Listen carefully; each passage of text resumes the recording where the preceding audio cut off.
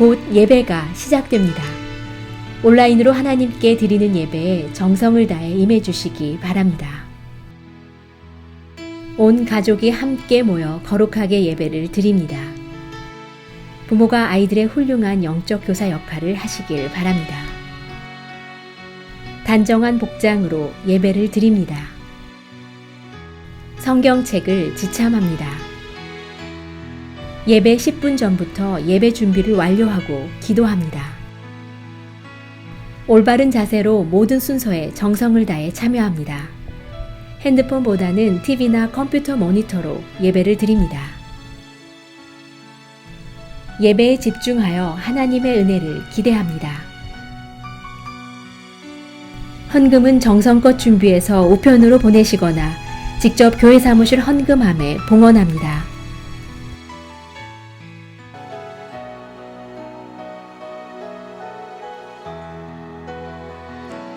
날마다 숨쉬는 순간마다 내 앞에 어려운 일 보내 주님 앞에 이 몸을 맡길 때 슬픔 없네 두려움 없네 주님의 그 자비로운 손길 항상 좋은 것 주시도다 사랑스레 아픔과 기쁨을 수고와 평화와 안식을 날마다 주님 내 곁에 날마다 주님 내 곁에 계셔 자비로 날 감싸주시네 주님 앞에 이 몸을 맡길 때 힘주시네 위로함 주네 어린 나를 품에 안으시사 항상 평안함 주시도다 내가 살아 숨을 쉬는 동안 살피신 나의 일절로 다시 한번 고백하며 나가겠습니다. 날마다 숨 쉬는 순간마다 내 앞에 어려운 일 보내 주님 앞에 이 몸을 맡길 때 슬픔 없네 두려움 없네 주님의 그 자비로운 손길 항상 좋은 것 주시도다 사랑스레 아픔과 기쁨을 수고와 평화와 안식을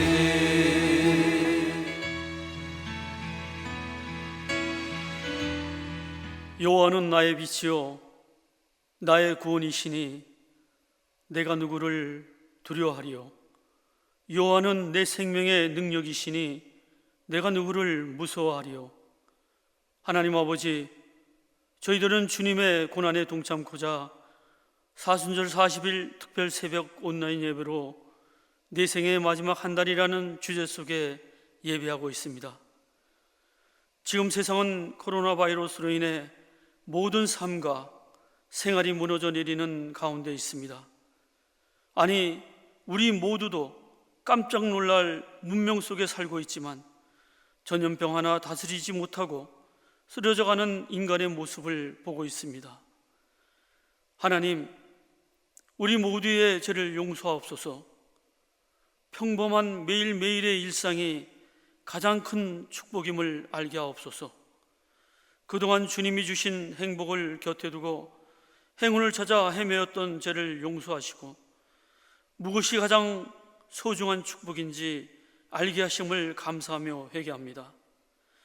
또한 세계 많은 나라들이 코로나 바이러스로 인해 입국을 막는 것을 보며 기회가 있을 때마다 해외여행이니 국내 여행이니 남들과 관계없이 나만 즐기면 된다는 이기적인 마음을 회개합니다.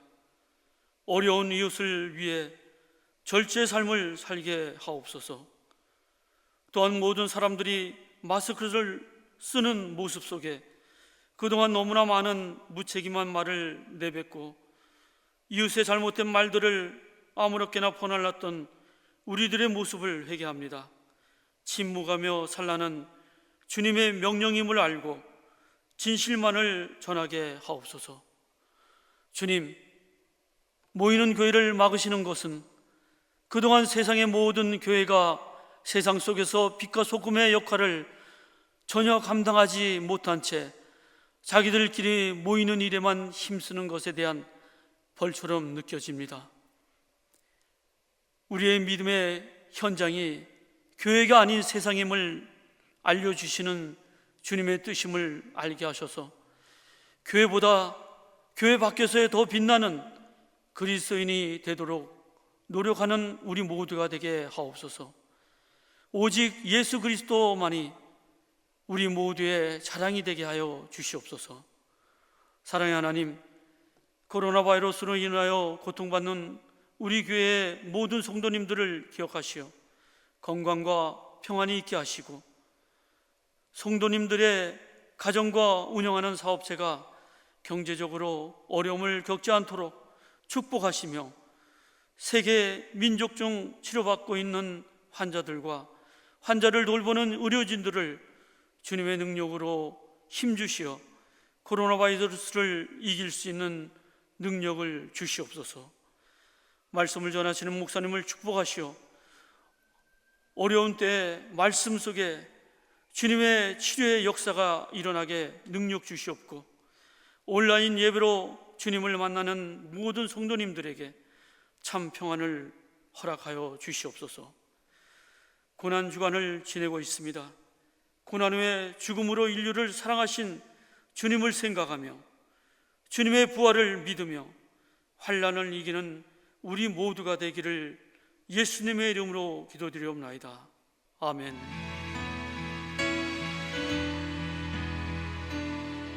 오늘 우리에게 주시는 하나님의 말씀은 마가복음 11장 12절에서 14절에 있는 말씀입니다. 함께 봉독하시겠습니다. 이튿날 그들이 베다니에서 나왔을 때에 예수께서 시장하신지라 멀리서 잎사귀 있는 한 무화과 나무를 보시고 혹 그 나무에 무엇이 있을까 하여 가셨더니 가서 보신즉 잎사귀 외에 아무것도 없더라. 이는 무화과 때가 아님이라. 예수께서 나무에게 말씀하여 이르시되 이제부터 영원토록 사람이 내게서 열매를 따먹지 못하리라 하시니 제자들이 이를 듣더라. 아멘. 오늘 말씀은 예수님께서 열매 맺지 않는 무화과 나무를 책망하시고 저주하시는 그런 사건의 이야기입니다. 지금까지 예수님의 사역은 생명을 치유하시고 회복하시는 그런 사역을 이루셨습니다. 그런데 오늘 본문에 보면 예수님께서 이제 화요일 되셔서 고난주간이죠. 베다니에서 다시 나오셔서 예루살렘으로 올라가시는 길에 한 무화과 나무를 향하여 책망하시고 또 저주하시는 그런 생소하다 할까요? 그런 장면을 우리가 보게 됩니다. 왜 예수님이 사람도 아닌 무화과 나무에 불과한 이러한 나무를 책망하시고 저주하셨을까요? 오늘 본문의 말씀을 보시면 예수님께서 이제 예루살렘 입성하셨다가 다시 베다니에 나오셔서 묵으시고 다시 또 예루살렘으로 올라가시는 그러한 일들이 이제 계속해서 반복이 되어집니다. 이 고난주간에 베다니에서 이제 나오셔서 예수님께서 예루살렘에 올라가시는 길에 한 무화과 나무를 이제 저주한 이 사건이 이제 오늘 본문에 시작되는데요. 배경인데요. 예수님께서 예루살렘 올라가시는 길에 시장하셨다고 이렇게 본문은 말씀합니다. 예수님께서 아침을 안 드셨는지 혹은 또 드신 게 충분하지 않으셨는지 잘 모르겠어요. 그런데 오늘 본문에 보니까 예수님께서 시장하셔서 멀리서 보니까 한 잎사귀가 무성한 무화과 나무가 보이는 거죠. 가셔서 무엇을 얻을까 보시고 이제 그 무화과 나무로 향해서 가시는 거죠. 예수님께서 무화과 나무에게 가셔서 무엇을 얻을까 보셨다고 그랬죠. 근데 무엇을 기대하셨겠습니까? 열매를 예수님께서 원하셨던 거죠. 무화과 나무는 여러분 잘 알다시피 참 별로 보잘것없는 나무입니다. 무화과 나무는 꽃도 피지 않고요. 우리가 잘 아는 대로 무화과 나무는 무슨 관상수도 아닙니다. 그리고 무슨 목재로 쓸만한 그런 나무도 아니고요. 그렇다고 뭐 땔감으로도 쓰기에도 그렇게 적합한 나무도 아닙니다. 무화과는 사실 모든 면에서 이렇게 별로 용도라든가 여러 모양으로 볼품없고 보잘것없는 무화과 나무지만 이 무화과 나무의 존재 가치를 드러낼 수 있는 유일한 길은 무화과 나무가 열매를 맺는 거죠. 무화과 열매 맛있잖아요, 여러분. 코스코에도 가시면 마른 무화과 나무도 이렇게 열매도 맺어 이렇게 말려서 파는 그 제품도 있듯이 무화과 나무가 아주 열매가 맛있습니다. 그래서 무화과 나무는 열매로 그 존재 가치를 드러내는 나무죠. 그렇게 예수님은 무화과 나무 열매를 기대하셔서 가셔보니까 잎사귀 외에 아무것도 없는 것이죠. 열매가 잎사귀는 무성하는데 하나도 맺혀 있지 않습니다. 예수님께서는 그 잎사귀는 무성하고 열매를 기대하러 가셨다가 아무 열매를 맺지 않는 그 무화과 나무를 향하여 실망하시고 그리고 책망하시고 저주하시는 것을 볼 수 있습니다. 예수님께서 무화과 나무를 저주하시는 모습을 보면서 우리 마음에 예수님이 좀 열매 좀 없다고 그렇게 아주 과민하게 예민하게 반응하실 필요가 있을까? 사람도 아니고 이 무화과 나무인데 열매 좀 없다고 그렇게 책망하시고 저주하실 정도로 과민하게 반응하실 필요가 뭐가 있을까라는 우리의 생각이 있지 않습니까? 그런데 바로 정확하게 우리의 그 생각 때문에 우리의 그런 속으로 갖고 있는 그런 마음을 향하여 예수님께서 오늘도 어떻게 보면 의도적으로 이 무화과 나무 사건을 통해서 우리에게 아주 강력하게 교훈하는 메시지가 있다는 거죠. 우리 마음에 좀 열매가 없다고 열매를 좀 맺지 못한다고 그렇게 과민하게 반응하실 필요가 있습니까? 라는 그런 우리에게 반드시 열매를 맺어야 한다는 것을 강력하게 이 무화과 나무 사건을 통해서 우리에게 교훈해 주고 있다는 사실이죠. 바로 그런 우리의 마음과 그런 우리의 삶의 모습을 향하여 예수님께서 이 무화과 나무 사건을 통하여서 더 정확하게 바로 우리의 그 생각의 심중을 꿰뚫는 교훈으로 반드시 열매를 맺어야 한다는 것을 교훈해 주는 그러한 사건의 말씀입니다. 오늘 무화과 나무 저주 사건을 통해서 예수님께서 우리 삶을 향하여 반드시 열매를 맺어야 된다고 이야기하시면서 그 메시지를 통해서 예수님께서 우리 삶을 향해서 기대하시는 예수님 우리를 향해서 기대하시는 삶이 있다는 거죠. 오늘 이 무화과 나무 사건을 통해서 예수님께서 우리를 향해서 기대하는 삶이 무엇입니까? 첫 번째, 예수님은 우리가 열매 맺는 삶을 살기를 원하신다는 거죠. 오늘 본문 13절 보세요. 멀리서 잎사귀 있는 한 무화과 나무를 보시고 혹 그 나무에 무엇이 있을까요? 가셨더니 가서 보신즉 잎사귀 외에 아무것도 없더라. 이는 무화과의 때가 아님이라 말씀합니다. 예수님께서 무화과 나무에 가신 이유가 뭐죠? 나무가 아름다워서요? 꽃이 아름다워서요? 아니죠. 단 한 가지 이유 때문에 가신 거죠. 바로 열매를 원하셨던 것이죠. 여러분, 제가 무화과나무 자체 말씀드렸잖아요. 뭐 관상수도 아니고, 그렇다고 꽃도 아름답게 피는 것도 아니고, 그렇다고 뭐 장작에 목재나 혹은 장작에 뗄 만한 뗄감도 아니고, 더군다나 목재로 쓸 만한 것도 아닌데, 열매로서 존재 가치를 드러내는 이 무화과나무 예수님께서 열매를 기대하시고 가신 거죠. 사실은 이 예수님께서 멀리서 이 무화과나무를 보니 열매가 있을 거라고 생각할 만큼 이 무화과나무가 잎사귀가 무성했다는 거죠. 잎사귀가 무성한 만큼 예수님은 그 무화과나무를 향해서 열매를 더 기대하셨고, 잎사귀가 더 무성한 만큼 예수님께서 가서 보니까 열매가 없는 것에 대해 더 실망하시고, 잎사귀가 무성한 만큼 열매가 없는 그 무화과나무가 훨씬 더 초라해 보이는 거죠. 예수님은 실망하셨지만 이것을 그저 한 나무일로 그냥 아무 일 없는 것처럼 지나가실 수도 있었죠. 그러나 예수님은 그냥 이것을 지나치지 않고 굳이 이 무화과나무에 멈추셔서 이 무화과나무를 향하여 책망하시고 저주하시는 그러한 모습을 보게 되죠. 오늘 14절 보세요. 보면 14절에 예수께서 나무에게 말씀하여 이르시되 이제부터 영원토록 사람이 내게서 열매를 따먹지 못하리라 하시니 제자들이 이를 듣더라 말씀합니다. 왜 예수님께서 이렇게 무화과나무를 향해서 이렇게 책망하시고 저주까지 하실까? 사실 이 예수님 모습 속에 책망과 저주의 포커스, 초점이 있는 것이 아니라 이 무화과나무 사건을 통해서 이스라엘 백성이 그리고 우리에게 주시고자 하는 영적 교훈과 메시지에도 예수님이 더 초점을 두시는 그러한 의도가 이 무화과나무를 향한 예수님의 책망 속에 담겨져 있습니다.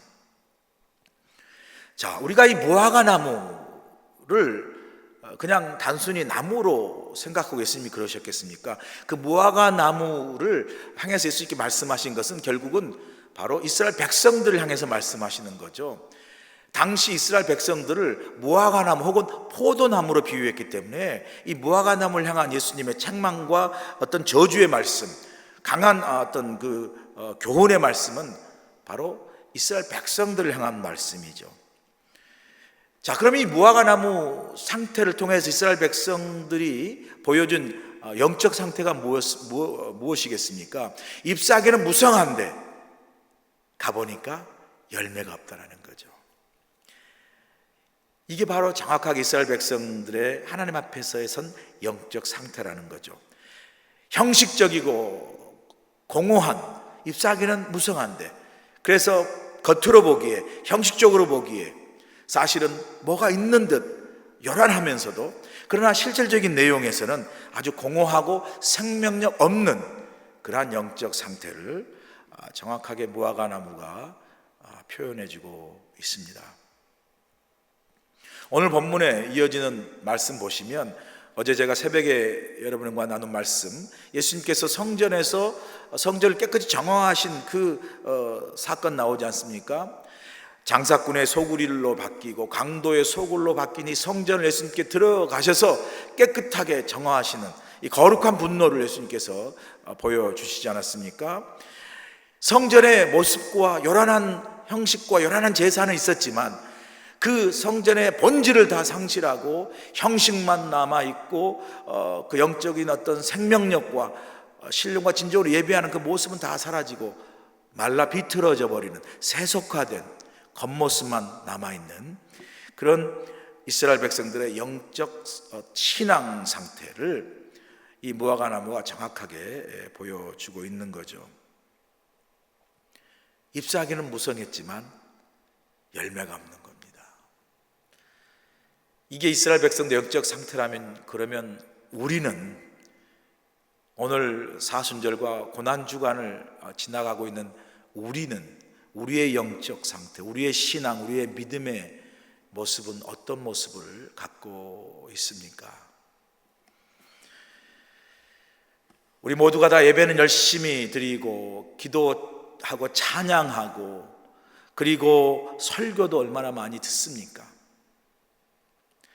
그런데 우리의 삶은 그렇게 많은 신앙생활과 믿음의 모습은 있는데 과연 우리는 얼마나 우리의 실제적인 삶 속에서 이 신앙과 믿음의 이 모습과 더불어 실질적인 믿음과 신앙의 삶의 거룩한 변화, 거룩한 삶의 열매들은 과연 우리가 맺고 살고 있는 것입니까?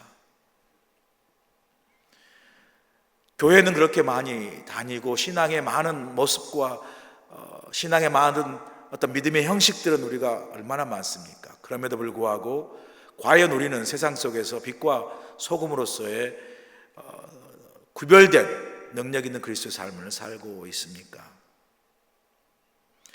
말씀대로 살겠다고 예배드리고 성전을 떠날 때 우리의 마음이 성전을 떠난 그 순간 허물어지고 삶의 변화도 없고 우리 말과 행동에 전혀 변화가 없는 세상 사람과 별로 구별된 바 되지 못하는 그런 삶, 변화된 삶을 살지 못하고 살아가고 있지는 않은지요. 우리가 은혜를 받은 사람으로서 세상에 가서 삶 속에서 정말 은혜 받은 능력 있는 그리스도인의 삶으로서 세상에 어떤 변화를 통한 임팩트, 거룩한 영향력을 미치고 또 소망을 주고 그들에게 그리스도의 살아있는 그 신앙의 능력을 보여주고 살고 있습니까? 감동을 주고 살고 있습니까?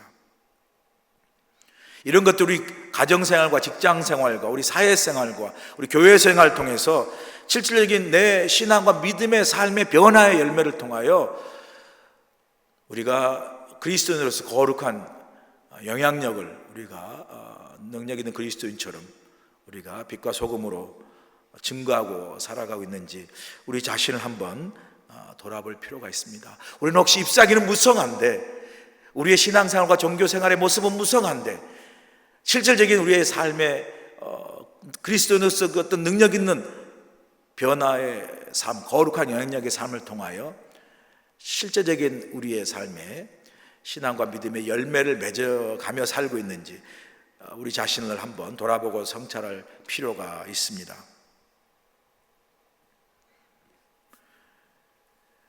이러한 우리의 모습을 돌아보면서 우리가 정말 교회에 나온 지 얼마 됐는지가 중요하지 않죠. 교회에서 무슨 일을 하고 있는 것도 중요하지 않죠. 어떤 직분을 가지고 있는 것도 중요하지 않습니다. 목사, 장로, 권사, 평신도 어떤 직분을 가지는 게 중요한 게 아니고요. 정말 중요한 것은 삶 속에서 믿는 그리스도인에서 좀 거룩한 변화의 열매, 거룩한 영향력을 미치는 그러한 능력 있는 그래서 삶의 열매를 우리가 각자 삶의 자리에서 맺어가며 살고 있는가가 중요한 거죠.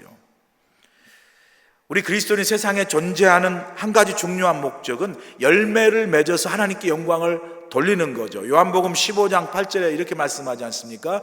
너희가 열매를 많이 맺으면 내 아버지께서 영광을 받으실 것이요 너희는 내 제자가 되리라 말씀하시고요. 15장 2절에 보면 이렇게 또 말씀하시죠. 이러므로 그들의 열매로 그들을 알리라 말씀합니다.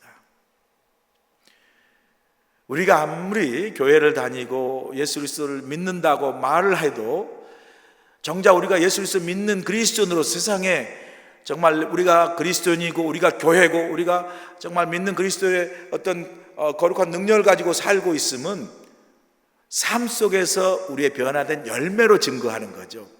그 우리의 변화된 열매를 통해서 우리 안에 그리스도께서 살아계시고 우리 안에 살아간 삶이 바로 우리 함께 하시는 그리스도의 삶의 그 믿음의 능력으로 살아가고 있음을 바로 우리 삶의 변화 열매를 통해서 세상 사람들에게 증거하는 것이고요. 그렇게 열매를 통해서 증거함으로 하나님이 살아계시고 우리 안에 하나님이 역사하시고 결국은 하나님께 영광을 돌리는 삶을 우리가 살아갈 수 있음을 성경은 분명히 예수님의 입술을 통해서 말씀을 통해서 우리에게 가르쳐 주고 있습니다. 이 사순절과 고난주간을 맞아 우리의 신앙의 삶을 다시 한번 돌아보시고요. 우리 삶 속에 믿는 그리스도인으로서의 정말 삶의 변화 열매를 통해서 하나님께 영광을 돌리는 삶을 우리 다 살아갈 수 있기를 주로 간절히 축원합니다. 두 번째, 예수님께서 기대하는 삶은 바로 예수님은 지금이 열매를 맺을 때라고 말씀하십니다. 13절 보시면 멀리 잎사귀 않는 무화과 나무를 보셨다고 그랬죠. 그리고 후반절에 보면 보신즉 잎사귀 외에 아무것도 없더라. 그리고 말씀하시기 뭐라고 말씀하시죠? 이는 무화과의 때가 아님이라 말씀하시죠. 자, 이 구절을 읽으면 이어져서 예수님께 14절에 무화과 나무를 책망하시고 저주하시는 이 예수님의 그 모습이, 예수님의 그 행하심이 사실은 이 13절 후반절의 말씀, 이는 무화과의 그 열매의 때가 아니라는 이 말씀에 비춰보면 예수님의 그러한 모습이 억지고 어떻게 보면 무화과 나무 입장에서 억울한 것이고요. 또 예수님이 하신 그 행하심, 그 저주와 책망이 모순된 것이라는 걸 알 수 있죠. 왜냐하면요, 무화과 열매를 맺을 때가 아닌데, 아직 그 때가 아닌데 그 무화과 나무에 열매를 찾으시고 무화과 때가 아닌 나무가 열매를 맺지 않았다라고 책망하시는 것은 그건 아주 억지고 모순이라고 얼마든지 우리가 이야기할 수 있지 않겠습니까? 자, 그런데 이 왜 예수님 이런 우리가 보기에 모순과 같은 일을 행하셨을까라는 것은요, 당시 이스라엘 그 땅에 무화과 나무가 어떻게 자라는 것을 이해를 하시면요, 예수님께서 왜 이렇게 말씀하신 걸 금방 알 수 있습니다. 먼저 이 무화과 나무는요, 4월부터 10월까지, 그러니까 4월부터 10월까지 5번의 열매를 맺습니다. 많이 맺죠. 4월부터 10월까지 5번의 열매를 맺고요, 11월부터 3월까지는 열매를 맺지 않습니다. 자, 그런데 4월이 다가오면 이제 열매를 맺기 시작해서 10월까지 5번을 맺는데, 4월이 다가오면 열매를 맺기 시작하는데, 히브리어에서는 그 4월부터 이제 열매를 쭉 맺어갈 때 처음 맺는 열매와 그 다음에 열매를 맺어가면서 나중에 맺는 열매의 그 이름이 다릅니다. 자, 4월부터 열매를 맺어가서 첫 열매로 맺어지는 그 무화과 나무 열매를 파게라고 그러죠. 파게. 자, 파게를 하시고요. 그 다음에 그 이후에 이제 가면서 10월 달쯤 가까이 해서 맺은 열매를 테에나라고 그렇게 부릅니다. 우리 한국말이나 헬라말이나 영어는 그냥 통틀어서 무화과 열매라고 이야기하지만 히브리 말에는 이 파게와 테에나를 반드시 구별해 사용했습니다. 예를 들어서 오늘 13절에 이는 무화과의 때가 아님이라 할 때 이 때의 무화과는요, 파게라는 단어를 썼습니다. 파게. 그러니까 이 무화과의 첫 열매를 맺어할 때 예수님께서 그 열매를 찾으시는 그 파게 열매라고 썼고요. 그 다음에 나중에 14절에 사람이 내게서 열매를 맺지 못할 것이다 라고 따먹지 못할 것이라 말씀하신 그 열매는요, 테에나입니다. 테에나. 그러니까 나중에 맺혀진 열매를 말하는 거죠. 자, 그런 점에서 예수님께서 이렇게 무화과 때가 아닌 때 와서 열매를 구하는 억지라든가 혹은 모순이 아니라 예수님께서는 이 파게의 열매를 맺을 때에 그 열매를 예수님께서 구하신 거예요. 그러니까 예수님의 행위에는 모순이 없고 억지가 아니라는 거죠. 그래서 정확히 말하면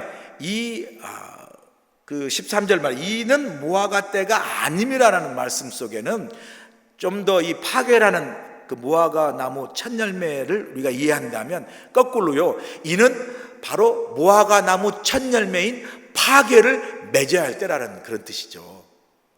좀 더 정확히 그냥 단적으로 이해하면 이는 무화과 때가 아니라는 것은요, 거꾸로 지으면 이는 지금 바로 무화과 열매를 맺을 때라는 거죠. 파게 열매를 맺을 때라는 거죠. 그래서요, 이는 무화과 때가 아니라는 말씀에는요, 더 뒤집어 보면 예수님께서 지금이 열매를 맺어야 할 때임을 강조하고 있는 그러한 컨텍스트, 상황이라는 것을 우리가 알 수 있습니다. 자, 이런 관점에서 볼 때 우리가 사순절 내생의 마지막 한 달을 우리가 지금 지나가고 있는데, 영성훈련으로 이번 우리가 사순절과 고난주간을 보내면서 사실 저와 여러분 우리 모두에게 예수님께서 말씀하시는 거죠. 어떻게 말씀하십니까? 바로 이는 무화과 때가 아니라는 말씀은 뒤집어 보면 바로 우리 모두에게 지금이 바로 우리 변화의 첫 열매를 맺어야 할 때라는 거죠. 지금이 바로 삶의 변화의 첫 열매인 파게를 맺어야 할 때시고요, 바로 이 사순절을 지난 우리, 고난주간을 지난 우리에게 예수님께서 우리 삶의 진정한 변화의 열매인 첫 열매가 새로운 결단으로 이제 새롭게 살겠습니다라는 첫 변화의 열매, 그 결단, 그 변화를 주님께서 우리에게 요구하시고 원하신다는 거죠. 바로 이 사순절, 이 고난주간이 우리 열매 없는 삶을 돌아보고 회개하면서 이제 내가 주님 앞에 열매 있는 진정한 삶의 변화를 이루는 그런 믿음의 삶을 살아가겠습니다라고 결단하고, 그리고 첫 열매를 맺어가는 새로운 삶을 시작하는 그런 때임을 주님께서 우리에게 강조하시며 말씀하시는 거죠. 지금이 바로 우리 삶의 변화를 이루며 열매를 맺어 가야 할 때임을 주님께서 우리 모두에게 말씀하고 계시는 줄로 믿습니다. 세 번째, 예수님께서 우리에게 기대하는 삶은요, 예수님은 우리의 열매를 나누라고 말씀하십니다. 본문 14절 보세요. 예수께서 나무에게 말씀하여 이르시되 이제부터 영원토록 사람이 내게서 열매를 따먹지 못하리라 하시니 제자들이 이를 듣더라 말씀하시죠. 자, 여기서 중요한 구절이 뭐냐면 이제부터 열매를 따먹지 못하리라 라는 주님의 말씀이에요. 자, 그러면 이제 이 무화과나무가 열매를 못 맺어서 주님께서 실망하셔서 무화과나무를 책망하시고 저주하시죠. 너는 이제부터 절대로 열매를 맺지 못한 그러한 나무가 되어서 어떤 사람도 너희로부터 열매를 얻을 수 없을 것이라고 책망하시는 말씀이지만, 이걸 더 깊게 묵상해 보면요, 이 예수님의 책망과 이 예수님의 꾸짖음 속에는 더 적극적인 무화과나무를 향한 예수님의 그 기대와 바람이 그 책망 속에 숨어 있습니다. 무슨 기대와 바람이 그 책망 속에 숨어 있냐면요, 바로 우리가 열매를 맺어서 다른 사람이 따먹게 하라는 거예요. 우리가 열매를 맺어서 그 열매를 다른 사람께 나누라는 거죠. 그 무화과나무가 열매 맺지 못한 것도 책망하셨지만 예수님께서 더 깊게 그 무화과나무를 향해서 기도하는 건 뭐냐면요, 내가 열매를 맺어서 그 열매로 하여금 다른 사람으로 하여금 따먹게 하라는 그런 예수님의 적극적인 기대와 바람이 있는 거죠. 그게 이스라엘 백성을 향한 예수님의 기대고요, 우리를 향한 예수님의 기대요 바람이라는 거죠. 우리의 삶의 열매가 나만을 위한 것이 아니라 바로 내 삶의 열매를 통해서 다른 사람과 함께 따먹게 하라, 나누라는 거죠. 다른 사람의 필요와 다른 사람의 어떤 하나님 앞에 이끌어 그 영혼을 이끌고 또 하나님의 그 변화된 거룩한 영향력으로 다른 사람도 하나님의 은혜 안에, 생명 안에, 구원 안에 들어올 수 있는 그 우리의 그 구원의 열매, 은혜의 열매를 함께 나누라는 거죠. 그 생명을 나누라는 그러한 강력한 예수님의 기대의 말씀입니다. 여러분, 나무는요 자신을 위해서 열매를 맺지 않지 않습니까? 나무는 열매를 맺는 건 자신을 위해서 맺는 것이 아니라 그 열매가 다른 사람이 따먹을 수 있도록 열매를 맺는 거죠. 그게 나무가 열매를 맺는 가장 중요한 목적 중에 하나죠. 제가 지난번 교회에 있었을 때, 사택에 살았을 때 사택 마당에 큰 아보카도 나무가 있었습니다. 아주 몇십 년 됐을 것 같아요. 그 큰 나무, 아보카도 나무가 있어가지고 그 사택을 살 때부터 나무가 크게 있어서 그냥 사다리 타고 올라갈 정도 큰 나무입니다. 잎사귀도 우거지고 가지도 아주 많이 우거진 그런 나무인데, 그래서 참 이 크기도 좋고 잎사귀도 우거져도 좋은데 무성해서 더 좋은 거는 이게 가을만 되면 이 아보카도 열매를 맺을 때 아보카도가 막 주렁주렁 여는 거예요. 얼마나 정말 보기 좋고 탐스러운지 아마 예수님께서 그 예수님의 마음을 이해할 수 있을 것 같아요. 열매를 풍성히 맺은 그 무화과나무를 만약 예수님 보셨다면 얼마나 기뻐하셨겠어요. 정말 제가 그 아보카도 사택의 주인으로 그 아보카도 나무를 보면요 막 가슴이 뿌듯해요. 막 익은 나무들이 주렁주렁 열매가 맺어 있으니까요. 그래서 이렇게 따는데, 그런데 이제 그 아보카도를 이렇게 따는 그 수확철에 보니까 우리 옆집에 그 옆집이 바로 이제 나무 벽으로 붙어 있는 집인데 그 옆집으로 무성한 가지들이 넘어가 가지고 이렇게 보니까 옆집에 그 넘어간 가지로 아보카도 열매가 너무 많이 열려 있는 거예요. 탐스러운 것들이. 저걸 따야 되는데 그래가지고 홈디포 가가지고 그 열매 따는 그걸 산 거죠. 긴 나무. 그래서 그거를 가지고 와서 이제 사가지고 그 옆집으로 넘어간 가지에 있는 잘 익은 아보카도를 따는 거예요. 그런데 이 돈 주고 사온 이 나무가 돈값을 못해요. 따기만 하면 잘 따서 와야 되는데 그 따려고 하는 잘 익은 아보카도 나무 그 열매가 자꾸 저 옆집으로 떨어지는 거예요. 자꾸 가까우다가 떨어지고. 그런데 여러분, 이제 아보카도 원래 그 열매 껍질이 단단하기도 하지만 잘 익으면 떨어질 때요, 그 중력이 있어서 깨지기도 하고 또 약간 싱싱한 것도 좀 상하기도 할 수 있는데 그 옆집에 수영장이 있어요. 그래가지고 그 수영장으로 뚝뚝뚝 떨어지는 거예요. 아깝게. 저걸 갖고 와야 되는데, 그렇다고 내가 옆집 가서 수영장 가서 몰래 갖고 올 수도 없고 옆집 사람 불러가지고 그 떨어진 거 좀 달라 할 수도 없고. 그러고 나서 이제 참 보면은 다음날 가면 수영장에 있는 그 아보카도가 다 없어졌어요. 잠수해서 사라졌나요? 주인이 다 갖고 간 거죠. 그런데 이상하게 주인이요, 저한테 와가지고 왜 그 실겁고 잘 익은 아보카도를 자꾸 왜 우리 수영장에 떨어뜨리냐고 불평도 안 해요. 컴플레인도 안 해요. 그래서 그냥 그쪽으로 떨어지는 거예요.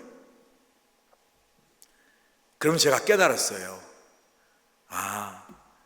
나는 그 넘어간 가지에 있는 그 탐스러운 아보카도까지도 다 따겠다고 그 긴 막대기로 하는데도 나한테 오지 않고 옆집 그 땅도 아니고 수영장에 잘 떨어져서 그 다음날 아침이면 싹 사라지는 거 보니까 하나님께서 이 열매를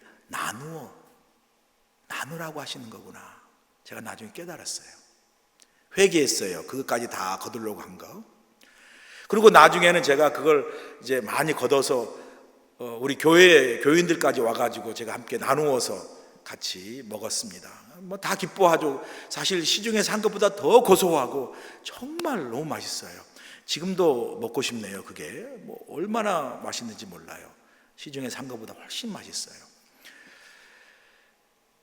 하나님께서 우리에게 원하시는 것은 바로 이렇게 우리만을 위한 열매를 맺게 하라 하지 않으시고 그 열매를 나누라고 하시는 거예요. 열매를 나누라고 하시는 거예요.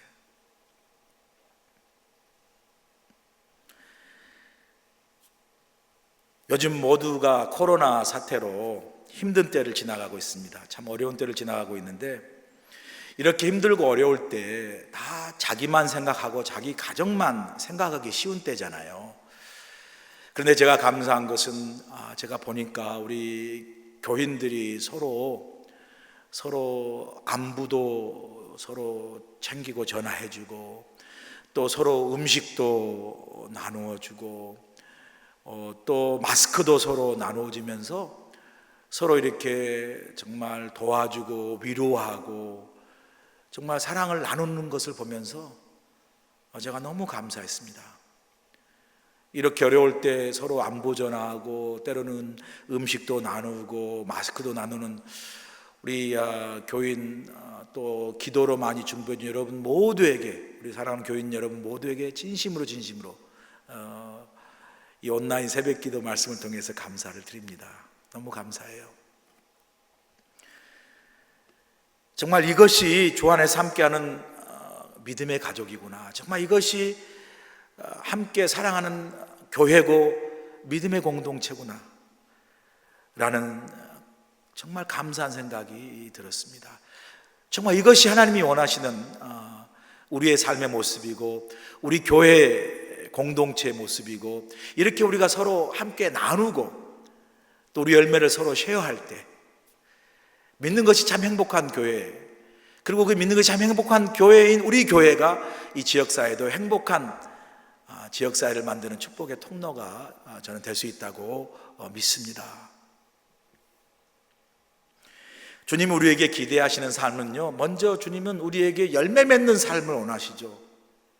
그리고 이 열매 맺는 삶을 지금 우리의 삶의 변화와 결단을 통해서 지금 우리의 삶 속에 미루지 말고 때가 되면 열매 맺는 것이 아니라 지금 변화와 정말 신앙의 진정한 그 변화를 통한 능력 있는 그리스도의 삶의 모습을 우리가 있는 삶의 자리에서 가정이든 교회든 사회든 지금 열매를 맺어가며 살라고 말씀합니다. 지금 할 수 있는 대로 우리가 그리스도의 사랑의 그 능력으로, 변화의 능력으로 우리 주위에 우리가 지금 맺은 열매를 또한 동시에 나누라고 말씀하시죠. 나누라고 말씀합니다. 그래서 함께 있는 많은 사람들이 그리스도 안에서 우리가 누리는 열매, 구원의 열매, 이제 부활절이 다가올 텐데 이 부활의 능력의 열매, 은혜의 기쁨, 감사, 소망의 열매를 함께하는 사람에게 나누라고 말씀합니다. 그렇게 사는 삶을 주님께서 우리에게 기대하시고 계십니다. 이번 사순절과 고난주간을 맞아 우리의 신앙의 모습을 돌아보고 우리가 혹시 잎사귀만 무성하고 열매 없는 그런 삶이 아니라 잎사귀도 무성하고 그리고 열매도 풍성히 맺는 그 열매로 하나님께 영광을 돌리고 그 열매로 그리스도 은혜와 사랑을 이 고난과 부활의 계절에 풍성히 나누는 축복의 통로로 우리 교회, 우리의 삶이 되기를 주님으로 간절히 축원합니다. 이제 말씀을 함께 묵상하시면서 함께 기도하는 시간을 가지려고 합니다. 사랑하는 여러분, 이 사순절과 고난주간을 지나면서 저와 여러분의 신앙의 삶을, 우리의 믿음의 모습을 한번 돌아보기를 원합니다. 나는 지금 열매를 맺고 있는 삶을 살고 있습니까? 나는 지금 내 삶에 믿는 그리스도인으로서 삶의 변화의 열매를 맺고 살아가고 있습니까? 내 삶에 아직도 신앙과 믿음의 열매를 맺지 못하고 있는 것이 있다면 그것이 무엇입니까? 이 사순절에 우리 삶에 잎사귀만 무성하고 열매 맺지 못하는 가지가 있으면, 우리 삶의 모습이 있으면 회개하고 이제 변화와 믿음의 첫 열매를 주 앞에 드리는 삶을 살아가도록 우리가 함께 주님 앞에 기도하기를 원합니다. 지금이 바로 우리의 삶과 신앙의 믿음의 아름다운 변화와 결단을 통해서 열매 맺는 삶을 살아가는 바로 아주 주님께서 원하시는 때임을 믿고 함께 기도하며 열매 맺는 삶을 함께 기도하며 나아가는 시간을 갖겠습니다.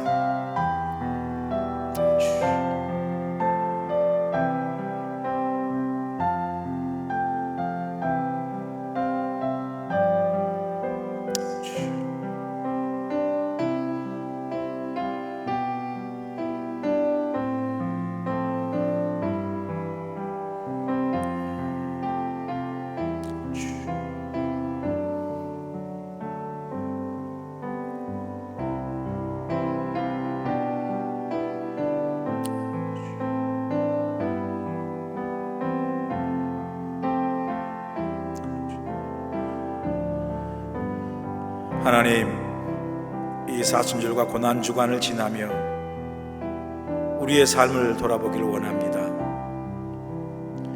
주님은 우리의 삶의 열매를 기대하시고 그 열매를 지금 맺어가며 그 열매를 함께하는 많은 사람과 나누라 말씀하셨음에도 내 삶에 열매가 없고 내 삶에 잎사귀만 무성하여 나눌 열매가 없음을 주 앞에 회개하옵나니 이 사순절과 고난주간을 지나며 우리 신앙과 믿음에 다시 한번 아버지 열매가 풍성히 맺어질 수 있도록 도와주시옵소서. 내가 맺은 열매가 나만을 위한 열매가 되지 않게 하시고 함께하는 모든 하나님의 사람들과 많은 세상 사람들과 나눔으로 주님 안에서 누리는 생명의 열매가 많은 세상 사람들과 함께하는 사람들에게 나누어지고 베풀어지는 축복의 통로의 삶을 살아가도록 우리를 붙들어 주시고 우리를 인도하여 주시옵소서. 우리 주 예수 그리스도의 귀하신 이름 받들어 감사하며 기도하옵나이다. 아멘.